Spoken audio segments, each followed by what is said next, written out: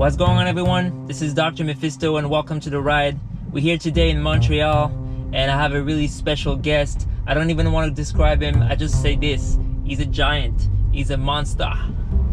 Anyway, I can't wait for you to discover him. Let's go!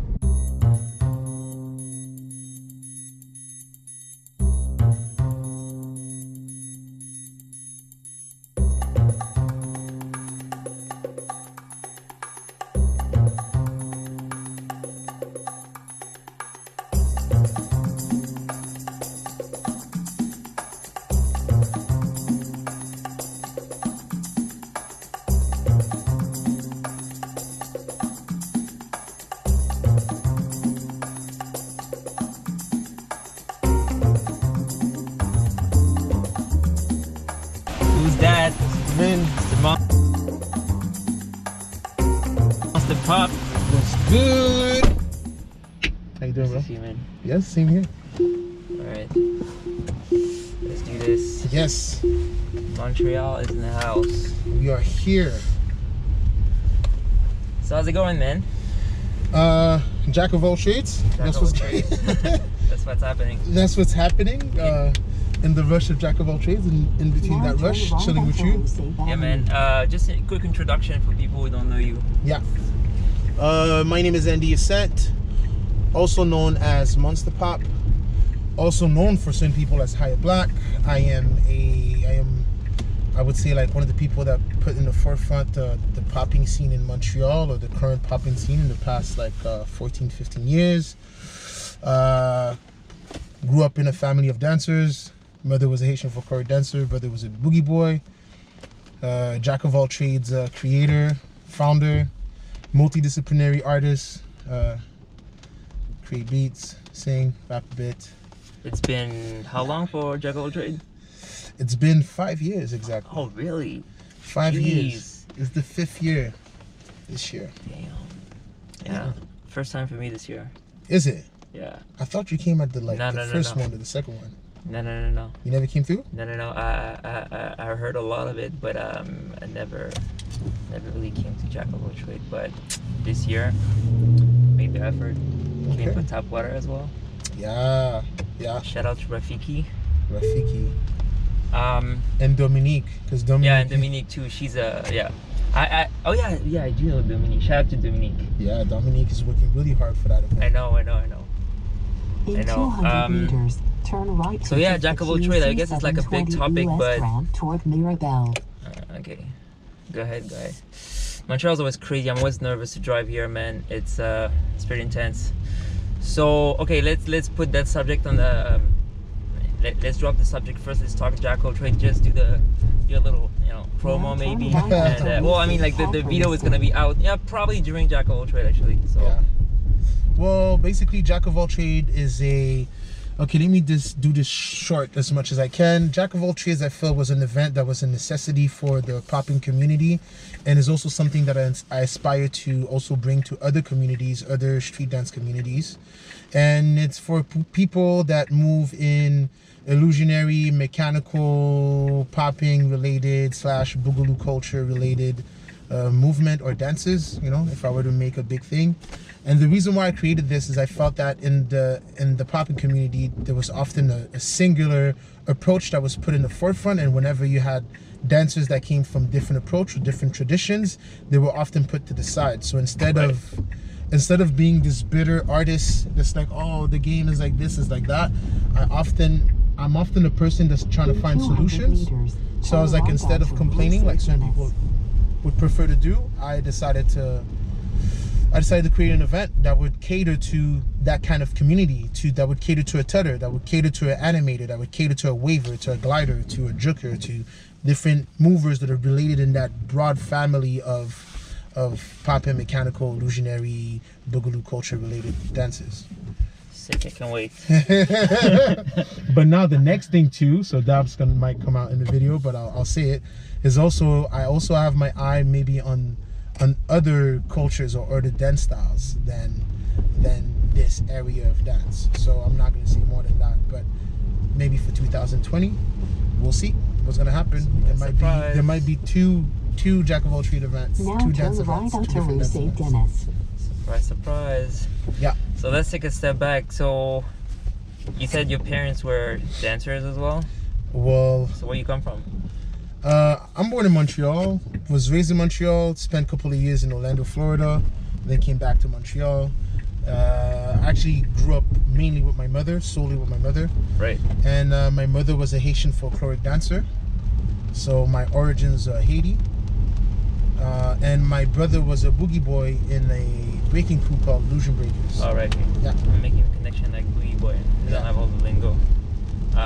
In 200 meters, And turn right so how onto did you Avenue start Eagle dancing? State. It's through the interaction and the inspiration of my family. Right. First and foremost, when I was a kid, I was really shy when it came to like expressing through movement and body. So I would see my mom go to her practices, to her rehearsals. She's kind of stopped dancing when I was like 5 or 6, something like that. Okay. And I would see her when I was younger. They were trying to get me into it, but I didn't want to get into it. I kind of regret. I should have got into the Haitian folkloric dance. But I saw that it was something normal to express yourself through your body, with body awareness, but I didn't feel comfortable yet until I saw my brother when I was 10 years old coming home by the time he's 16. So he's coming home and doing arm waves, tick waves, doing glides. Yeah. And I was like, this is so cool. And then I try to mimic him, and then I go back to my elementary school and I do just an arm wave and the dead hand thing, and boom, do a body wave. And then people are like, wow, that's so cool, you know? So from there, I continued in that direction through my brother's influence, and then other influences like meeting different crews, different mentors, like Area 51, the Montreal street dance scene, meeting Fun Powell, Terry Williams, Hitmaster Fish, Frank Boogie, Frank Weezy, and so forth and so on. Like I met different Pop-Tart, then eventually when I got further down in my career. So yeah, quickly like that. In 200 meters, take And the where's your brother now? 720 My east older left brother on the doesn't left toward really Myocarditis. dance anymore. So what's the trigger? He doesn't, well, it's not that he doesn't dance. I mean, he can still get down, but it's like he never really took it to a place where he wanted it to Right. be a career or trying to be out there. It's something that he was doing when he was young, a teenager, a kid, and he kind of kept that, you know, like you'll see him bust. If he hears music, he's gonna start doing waves and stuff and get down, but it's never something that he wanted to take Right. to the other level. And you said outside of being a dancer? Outside of being a dancer, I consider Now myself, take the no, I don't consider myself, I am a multidisciplinary artist. So which means that, you know, I like to, of course, my strongest skill is related to dance and artistic, let's say, direction that might be related to dance. But I remember that I did a short film. I did short films. I've built a 1-hour show. I've done a short film that won a prize at the Urban Film Festival. I like in Montreal, yeah, the Urban Film Festival in Montreal. I like to, you know, just mess around a bit into doing beat making. I like to write poetry and rhymes. I sing also, you know. I have a bit of vocals, you know. It's like I'm a pro singer, but I have vocals. Like G voice or higher? Like I don't see you as a yeah, well, higher voice type of singer. Yeah. You are? I mean, it's not like I have a crazy voice, but I have a voice, something that is soulful, you know. Sick. And so you sing on what kind of vibe are you researching in your music? Like more soul music? I would say like between soul and hip hop, and of course I am influenced a bit by like what's happening currently, you know. Okay. But it's between soul and hip hop that is heavy, and I'm into I'm into that, I would say right now. I just picture you as a compa singer right now. Actually, I did a video, like a comedy video for Abba and Preach, where I actually. Oh yeah, I think I saw that. Yeah, I was doing like comedy, singing, compa stuff, and I did that. Yeah. Yeah, that's hilarious. You know what I mean? I need to get that video again. What's your singer name? The name would be Higher Black so far. HYA space BLAK. Higher because I'm constantly trying to reach to higher levels. Always trying to push myself. and black because the canvas of the universe is black.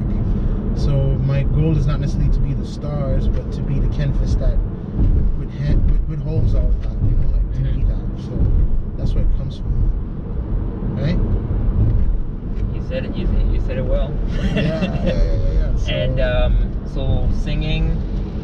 So you're full-time artist basically. You don't do anything that is not related to art.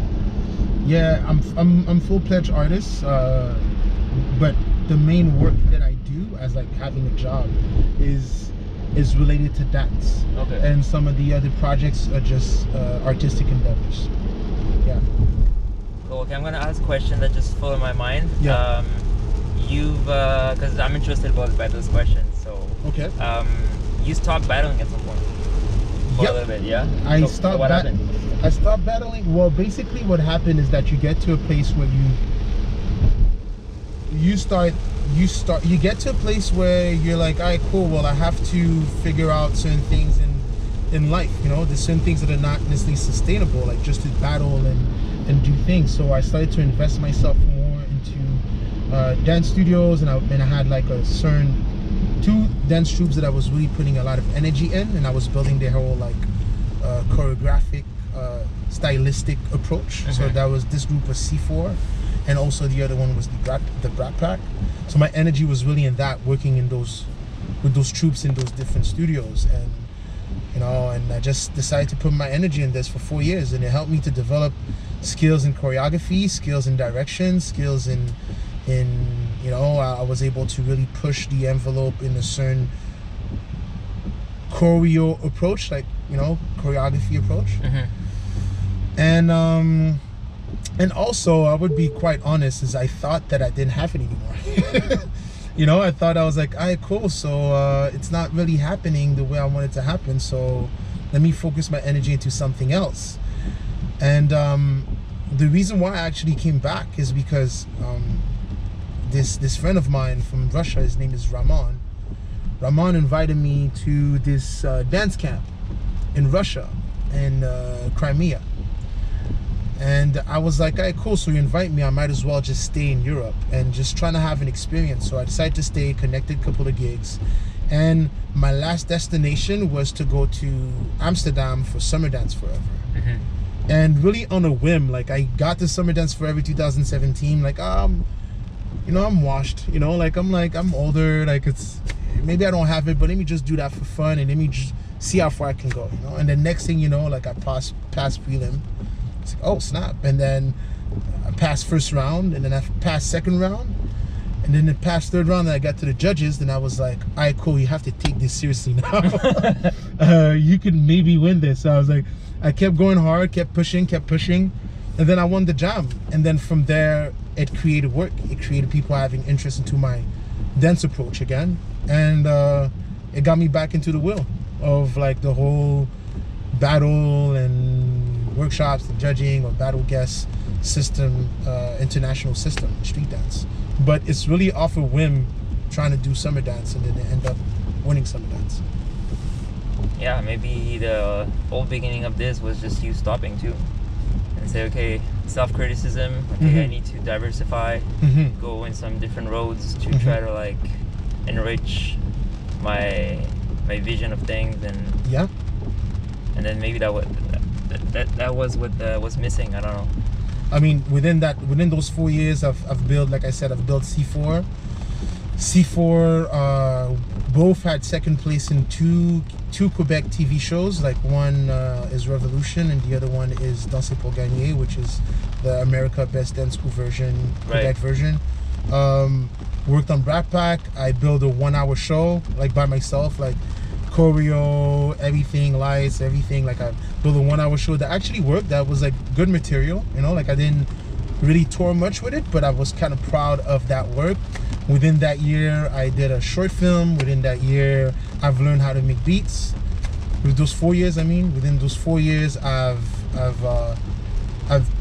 gained different skills like graphic design. I got back into my drawings. Like I was able to expand or more like grasp other areas of me as an artist. and assume them, like not feel like I'm not that I'm like, yeah, no, you are a multidisciplinary artist with dancing in the forefront. So what stopped you from doing this before? You were just really focused on one thing and that's it? Yeah, I think it's that, you know, I have to be honest. I think there's that and something else. One is that I was focused solely on dance and being out there and doing my best and pushing and really pushing hard. But also I think that when you get to a place of questioning and doubt in your art form, at a specific art form, and you have other art forms that you can do, then those other art forms become like a place of hiding, a place of being able to develop yourself. So the lack of confidence that I had in one area helped me to develop something else. It gave space for that thing to develop itself. Right. Yeah. And then now I'm in that place. I'm trying to find a way to bring all those things together in one place, in one center line, one center approach. So basically that lack of confidence helped you build confidence somewhere else, and then use that confidence to kind of like regenerate the lack of confidence you had before. Yeah, in that specific area. And what's weird is that, like, I had like somewhat of that 4-year break, I didn't have a break. I was working in dance, but in the background, not in the foreground. Right. And so but prior to that, I had a lack of confidence in those other space and area of my artistic approach. I was like, oh, I'm not a multidisciplinary artist. That's not true. You know what I mean? Like, I would downplay myself and just be like, I'm just a dancer or just a choreographer or right. And then when I lost confidence a bit in there because things were not going the way that I was wishing for them to go, then I kind of had that to kind of console myself, right, and to kind of feel better a bit about myself. And then as I'm working through that, then I built confidence there. And to be honest, the confidence back into me being in the forefront in dance is a mixture of, again, skills and luck at Summer Dance Forever, which is like, oh snap, it's true. And also another point is like, I got to this place where I just didn't care anymore. I was just like, I'm who I am, and I do what I do, and I know that we're in a culture that's very judgmental. We're in a culture that's really like bashing and stuff, and I'm like, whether you like it or not, or whether you appreciate it or not, you cannot validate who I am as an artist. You know what I mean? I know who I am. I know where I come from. You know, and I stand in a lineage of like dancers, like my mother, my brother. I stand in tradition, in a Montreal street dance tradition. You know, after that, it's like certain things doesn't bother me anymore. You know, a lot of things don't bother me anymore. You know? It's shit. I was gonna say it's less need for validation now. From this, man, it's so stressful to drive in this damn city. You know, I was trying to get to the airport and it was impossible just a couple hours ago. Like, you know, it's like so much construction and on top of that with the weather that's like bad, that's not a good look. Hopefully I can make it. Alright, I think it's here. Alright. Yeah, you're gonna grab the 15 or the 20 or the 15? Yeah, cool. Yeah, it's here. Alright. So hold on, let me get back to this. So so Jack of all trades, did you started this after or before you stopped battling? Jack of all trades was started in the transition of that. Okay. So a bit too, like, I feel like Jack of all trades was also a response to how I felt, because when it comes to this popping community, there was an era where having certain approach that is not part of a certain lineage was not as well received in the platforms of battles and events, and which brings another thing too. It's like, it's sad that the only thing, or one of the main things that we have to as a platform to showcase our talent is like competition and contest. Right. You know? It's like theater and shit. You know, it's like it's Like only that instead of in other art forms you could just be an artist of this art form in so many different ways, but us we often have to do that in a competitive way, you know. Right. But yeah, it's like it was a response to that because I felt like I was one of those movers that came from a different tradition, a different lineage, from different experiences, from different influences, you know, like I was influenced by what I was watching in the late 90s and early 2000s. I was influenced by my brother being a boogie boy. I was influenced by, I don't know, like watching footage of Miss Animation or Flat Top or Mr. Reed, or, you know, watching that solo from Skeeter Rabbit at B-Boy Summit when he's playing with his hat, like, or Mr. Wriggle tapes. Like, I was influenced more around that kind of era, and I felt that popping was not as much catering at a certain point to people that had this kind of approach, like a Miss Animation or Robert Andre, or whatever, you know, so having this approach that are from different traditions. Right. So because of that, I was like, instead of complaining, instead of being one of those dancers like, oh, complaining and it's like, oh, there's nothing and it's hard for us or whatever, I wanted to be part of the solution. Right. And that's how I often react when I see a problem. When I see a problem, it hits me, it frustrates me, gets me mad, gets me down, gets me in all bunch of emotions. And then after that, I bite the bullet and I try to find a solution to that instead of complaining, you know? Yeah. So that's how it came about. That's pretty much what happened with my jam, man. Yeah. I was tired of well, you know what Montreal people say about Toronto. There's no parties there. Yeah. Oh, it's not the case anymore. I didn't say it. You said it. I didn't say that. You said that. I've heard that many times, and I used to agree. But yeah, like I'm from the 80s, right? And, yeah. You know, like growing up, the vibes and parties was just so different. You know, the beginning of hip hop and even until 2000s, and it was just not the same. And now it became so monotonous, and we tried, and a lot of stuff, especially in Toronto, are really community oriented, which is cool. But I wanted to, when I say community, it's more like race or whatever oriented. You have like Indian party, black party, Asian party. It's just, and I always gravitate around so many different cultures, and I thought there's no party where I felt like I could be myself or whatever. And but when you go in dancer parties, there's people from everywhere. Yeah. And that's the beautiful thing of this culture, right? It brings everybody together most of the time. And yeah, so at some point you get tired of those parties and you want to bring your own element.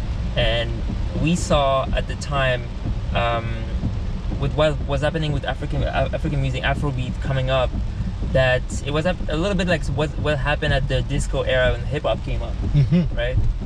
And there's like a fresh air coming from that direction, and we wanted to kind of push this in Toronto because there's a huge African community, Nigerian, Ghana, all that, and yeah, like we wanted to mix it with stuff that people knew, like old school hip hop, etc., house, and the thing is, I noticed personally every time I was going to parties that sometimes dancers triggers the party. Okay. You know what I mean? Like you have certain dancers. Do they trigger it in a? Sorry, I'm just gonna do this here. I'm sorry for that. You hot? A little bit. Actually, if you do it too high, it's gonna go over the. We are sorry. We're having a little technical difficulty right now.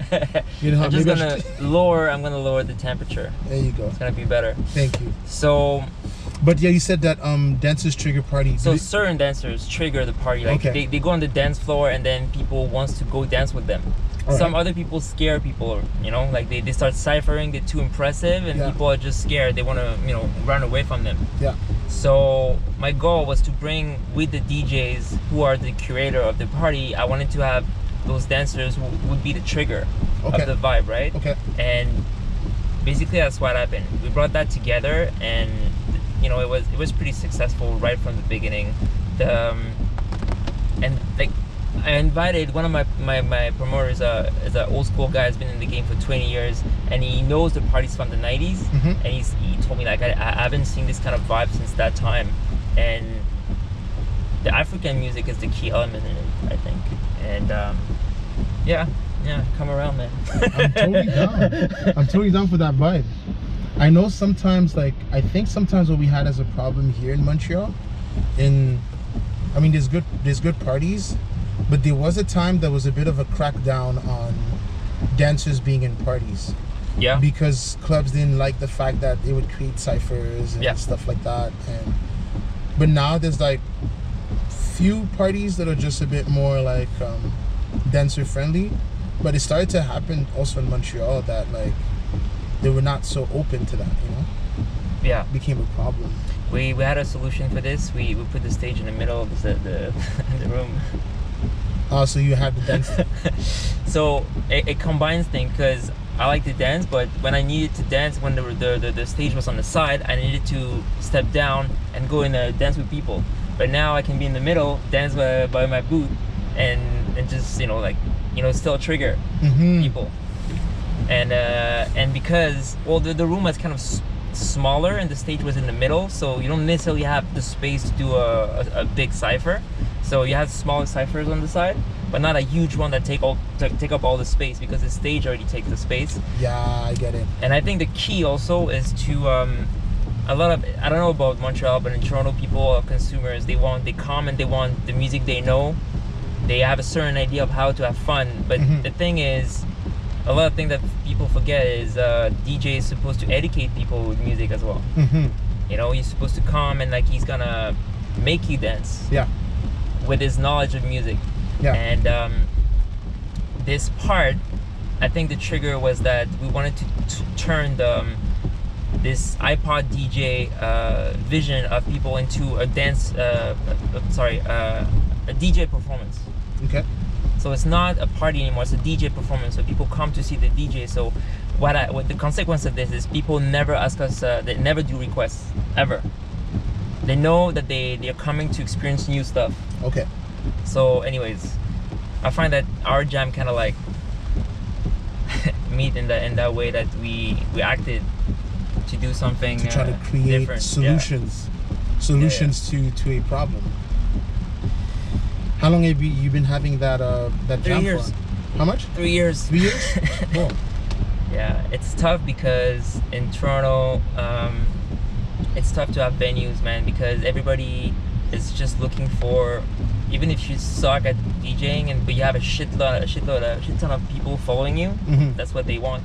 Okay. You know, they want the following. It's all about money, man. Yeah, of course. It's less about music now. And then after that, if the bar sells a lot too, like. Yeah, exactly. Yeah. And that's also the thing is, for us, like it's really important for us to just not promote certain things. You know, we try not selling with sex or with alcohol, that kind of stuff. You know, if people come and drink, that's good, whatever. But that's not what we're trying to sell. Try to push. It's really about the music first. But how does the venue deal with that? Because normally venues, they do not like low sales at the bar, no? Well, that's a good question. It's a slow. Well, first of all, I was in the dance community for a while, so I had a lot of people that I knew, so I leveraged that. And then, it's a slow transition from dancer to DJ, so people need to get used to it, and then they need to trust you with your taste. And I think we did a good job. Also, I did a lot of promotion in dance studios. Okay. So I went to dance studios, took some class. I went to Raul, Raul, right? And I went to his class and I was DJing in his class. So his students were interested into going out, so they come to the parties. Okay. So that's the main factor. And I started doing something else. Like there's a lot of dancers coming to my jams. So what I do is I have this screen where I put all the pictures from the previous, like a selection of the pictures from the previous events, and then I put certain ads for dance teachers in it. Okay. So it's kind of like a, targeted advertisement for classes and teachers, and they can promote themselves. And yeah, it's just like trying to keep this, always include the artist in the process. And you know, because hip hop, it was multiple elements together, and everything got separated. And I think DJ need the dancers, etc., etc. Definitely. So it's a little too cold right now, man. It's too cold for you? Okay, I'll leave it in the middle. At least yeah, it's really too cold for you, for real? yeah, it's fine. If it becomes too hot, we'll put it down. Yeah, I'm gonna do like I could go with like super cool AC. I'm like, yeah, Montrealers. yeah, we used to the no, but I'm a weird breed too. Like I'm that kind of dude. Like I like it when it's really cold. Yeah. Yeah. So yeah. So you Haitian? You spent some time there? I've been to Haiti. I've been to Haiti 6 times. A lot in my youth, and a bit later down like teen and a bit older. But the last time I went was like 6 years ago though. So I would like to go back. I would like to go back. I would like to just like, you know, maybe find a project, create a project to just at least go there and exchange and give, you know, exchange and give with movers, and that would be fun. How does it feel when you go back there? In Haiti, Yeah. well, when I went back 6 years ago, it was a bit rough because it was 2 years after the The earthquake? yeah. Yeah. So when I went back, it was a bit rough. And yeah, but at the same time, I saw a lot of beauty too. A lot of beauty, a lot of strength, a lot of, you know, it's just something. It revived me. It gave me so much energy. And I remember coming back. I remember coming back at the airport, you know, from Haiti. And then when I got back to this, I had slightly of an anxiety, not an anxiety attack, but an anxiety sensation, you know, like I was like, oh, we move so fast, everything is so like now, you know. Well, over there it seemed, I mean, it's still stressful, but it seemed a bit more relaxed, a bit more in the pace that I think human beings should actually be, you know. Take the time to enjoy things. Yeah, definitely. It was cool. It was a beautiful experience. I would like to go back. I would like to go back. I have few things that have been proposed to me. About 2 projects. We'll see how it goes. Yeah, what's hot and trendy right now for you? What's hot and trendy? Like what's going on, like outside of Jack of all trade? Outside of Jack of all trades, what's the next move? What you can talk about, obviously. There's things that I can't talk about. There's things like hot and trendy. It's like there's a couple of things that are happening right now, but I can't really talk. You know, I have to keep it on the wrap. But what I can talk about, I'm going back again to Europe for a tour. I'm doing a tour in Europe. But you're always in my country, man. I know, man. I'm always out there, but people like me, you know. So I'm back doing a tour this summer. Just like going from events to events. I'm judging the week. Nice. The week again for a second time. So I love that event, man. I love that festival. I've never been, but I really wanted to go. Yeah, it's like, you know, you're well treated. It's like seriously super nice festival. Beach, sun, Italy, good vibes. You know, you share with dancers, you're teaching. Dancers are like, you know, everybody's on a good vibe, you know. Very cool thing to be at. So yeah, there's the week in the summer. There's Area 47. That's Majid's event. I'm coming through to judge that and teach workshop. That's a cool event too. I had a lot of fun over there. Yeah, like I can talk about that though. I think I could talk about this. There's a Jack of all trade UK that's happening. Sick. Jack of all trade UK that's being taken care of by Jenny Lou. So that's coming up. Oh, she's there? She's there, yeah. She's been living there for like a couple of years now. Okay. So the Jack of all trade UK. So we have a pre-selection there. A few other things happening in Europe, and the end point of that tour is going to be Summer Dance Forever. So I'm going back there again to judge. Are you judging? Yeah, one more time, because now this is the Warrior Edition where all the winners are coming back. So that means it's me. It's me. The year after was Nelson. Guchon should be Hoan, but I know that he's in the army now, but I hope he can make it. When is it again? Who? When is summer dance? It's August, like. Yeah, August, end of August, 3rd week of August. Shit. Yeah, the Warrior Edition and popping. So all the winners are coming back. So that's gonna be cool. I was telling Raul yesterday on the road about this the trick with the towel Nelson did. Yeah, that was cool, man. That was one of my favorite popping videos so far. Popping battle. Yeah. That shit was crazy.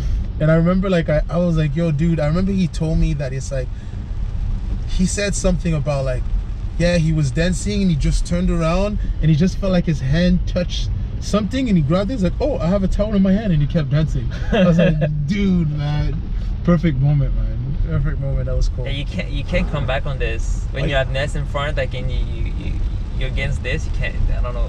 What can you do around this? Yeah, Everybody was just crazy. Yeah, that was a crazy moment. That was really cool. Oh yeah, I was gonna ask, who are your influences? I mean, outside of your family. Influences is like dance. Yeah. Because there's so many. Yeah. There is, like, to be honest, like, I'm the kind of dude that've been influenced by so many movers, and even not only movers within the dance style that I do. You know, like, it just takes in. Influence means, like, sometimes it could just be one particular movement or one particular move that can inspire me, but of course there's the people that mentored me, that helped me in my path. Okay. So if I were to break it down, like, chronological order, kind of course, mother, brother, some people in my neighborhood that I used to dance with. I used to have a first crew, which was called Marvelous Crew, before I went to live in the States. Any connection with Leah's brother? No, it has no connection whatsoever. That's the thing that's weird. It's like it has no connection. But yeah, I had this crew called Marvelous Crew before. But it was like it was a crew for a year, and it was right before I went to the States. I was like 12 or 13, something like that. I remember those guys. You know, and we were influenced by what my older brother and the people of his generation was doing.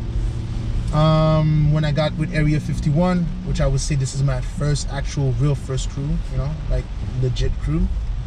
Area 51, so all the members there, but more specifically Boom Beast. Boom Beast, we used to, like, you know, dance a lot together, and we build a lot of our early days in dance, you know, as we were manifesting ourselves, we're really together. So the experience that we had together definitely was an influence to me. The Montreal street dance scene. After that, in that era, we were watching a lot of tapes, a lot of videos. So for sure, I would put the Mr. Wiggle tapes. I would say Mr. Animation. The first time that I saw Boppin' Andre, that totally drove me crazy, and I was trying to mimic him. That whole freestyle session in Japan, 2001, I think, or 2000, where you had Boppin' Andre, Junior Boogaloo, Legend, and Bionic versus Aki, Wild Cherry, Scene. Am I forgetting somebody? And Tetsuji. That was cool. That influenced me. I mean, I could go on, man. I could go on so much. And is that me? Shit, yeah. Am I being called?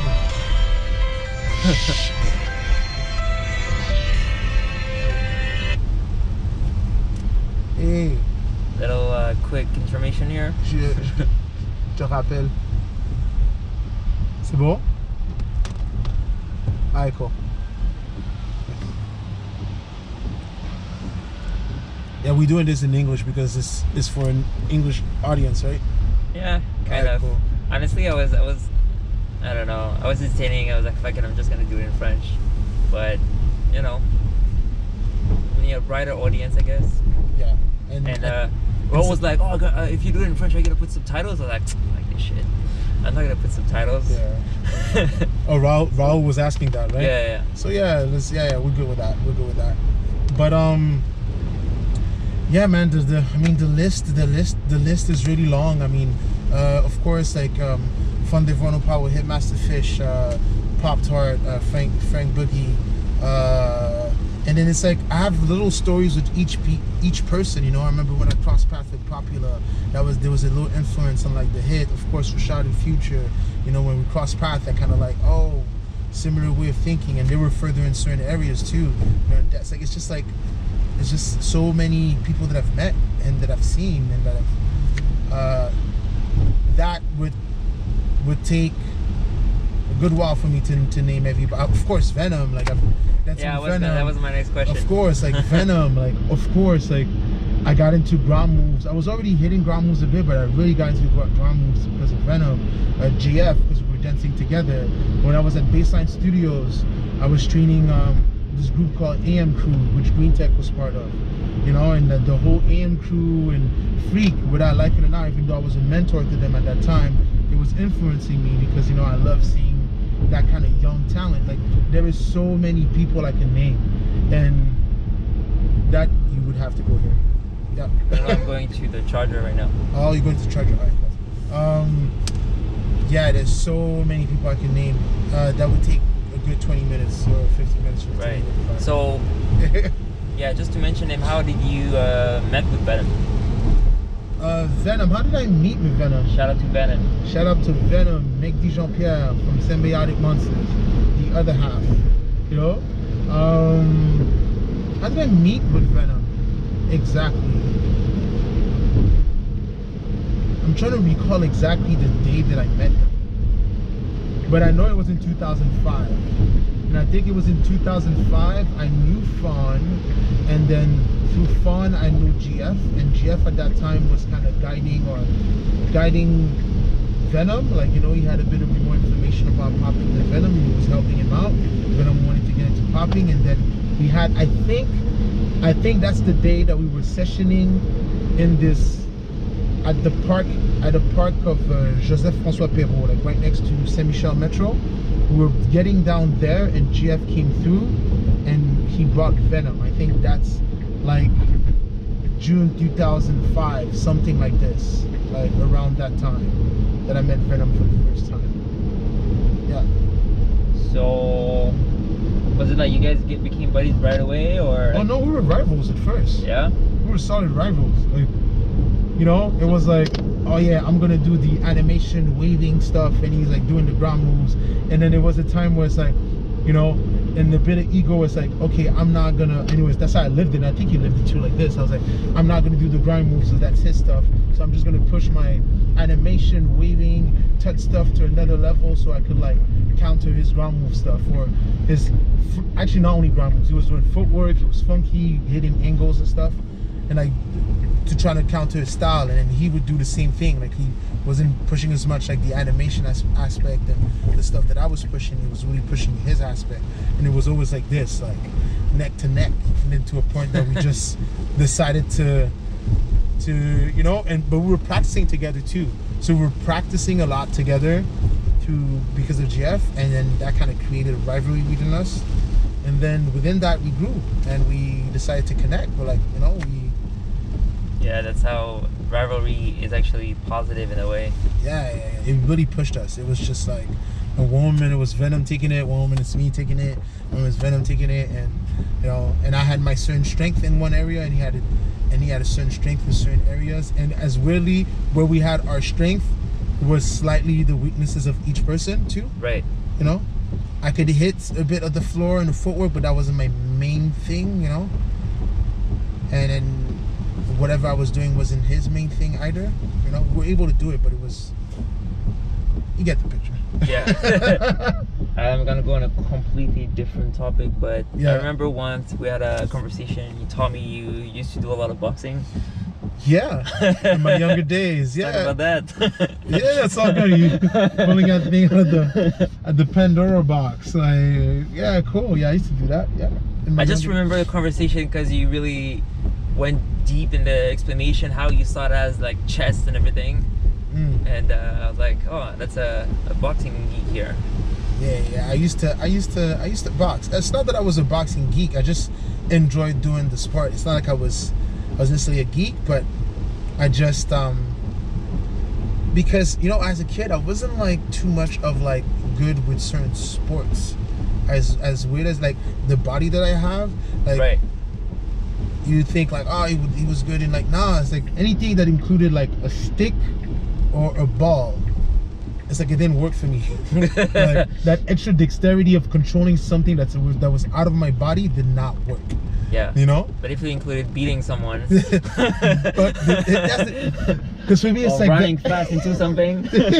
you know, it's like why do I have this extra thing? Or you know, you ask me to throw something, like throw the ball, and then the ball just like totally go to the other. Right.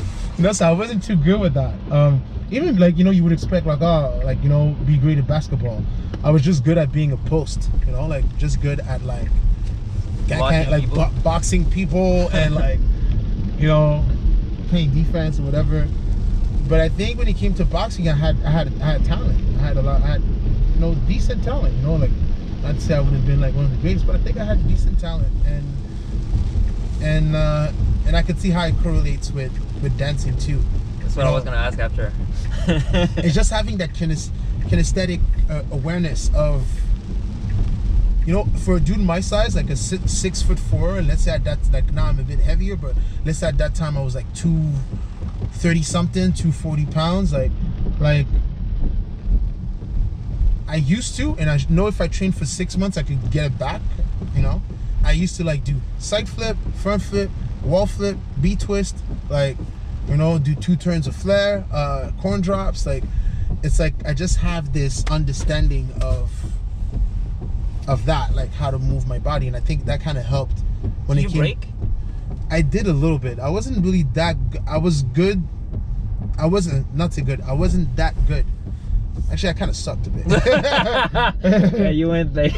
No, let me think about it. I kind of sucked a bit, but it's just because I wasn't practicing enough. But I was picking up things quite fast. Like it's like my footwork was off, but then I was able to do like a roll back elbow. You know what I mean? Or do like at a certain point I was able to do freeze push to elbow. Like, you know, like. Let me interrupt you 1 second. I'm just gonna plug this shit. So I'm by myself, right? Don't tell some bullshit here. So hello, ladies and gentlemen. Yeah. All right. You didn't even give me time to try to like. I was about to start like saying some nonsense. So yeah, I was gonna say the boxing mindset. Did you? I mean, like, did you just train or did you spar? Did you have any actual fight or? It started when I was in Orlando, actually, because I lived in Orlando for 3 years, and the last year that I was there, you want to know the real story? Alright, cool. So we're gonna go there. I mean, few people know about this, but it's nothing too crazy, but whatever. So I'm in high school, right? Oak Ridge High School, and me and my friend Felipe Rocky Rodriguez, this Puerto Rican dude. So we like bought some boxing gloves, right? And what we would do is like we would challenge people in the school and be like, yo, you want to do some backyard fighting?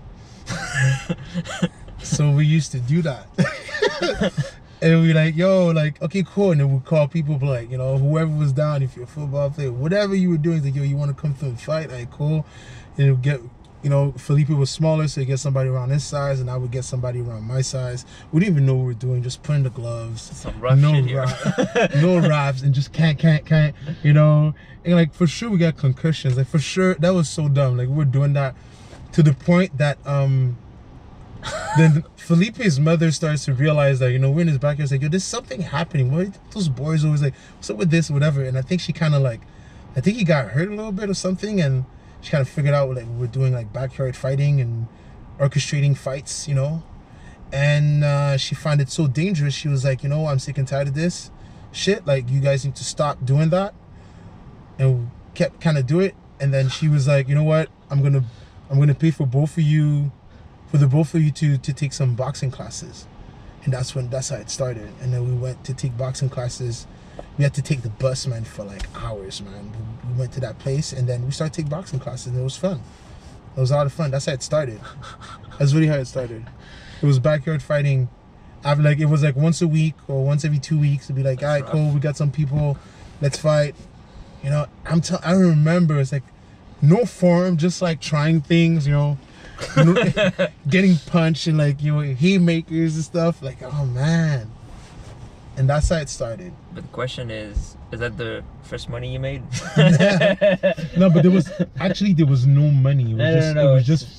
It was just straight pride. It was just straight like, yeah. And then like one dude has his nose busted. Or he's like, yeah, we're fighting. Yeah. Stupid, man. How old again?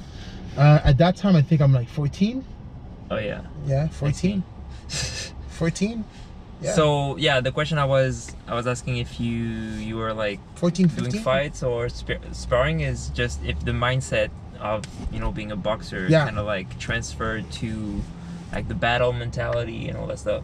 Yeah, so I didn't fully answer your question, but yeah, I didn't really do some fights. Like I did like little amateur things when I was in Orlando. When I came to Montreal, I kind of like trained a little bit more.